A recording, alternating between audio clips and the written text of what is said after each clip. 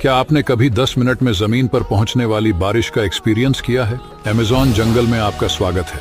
ये जंगल इतना विशाल है कि इसमें यूनाइटेड किंगडम जैसे 23 देश समा सकते हैं। 55 लाख स्क्वायर किलोमीटर में फैला यह जंगल ग्रीन एनाकोंडा जैसे खतरनाक जीवों का घर है। हम जो सांस लेते हैं उसका 20% हिस्सा अमेज़न रेन फॉरेस्ट से ही आता है। यहाँ साल भर बारिश होती रहती है और जंगल इतना घना है कि बारिश की बूंदों को जमीन तक पहुंचने में 10 मिनट का समय लग जाता है। अमेज़न जंगल में 16,000 पेड़ पौधों और 300 से अधिक अजीबोगरीब जानवरों की प्रजातियां पाई जाती है। यहाँ आपको ऐसे जीव मिलेंगे जिनके बारे में आपने कभी सोचा भी नहीं होगा। कुछ वैज्ञानिकों का मानना है कि इस विशाल जंगल में अभी भी अनगिनत प्रजातियां ऐसी है जिनकी खोज तक नहीं हुई है।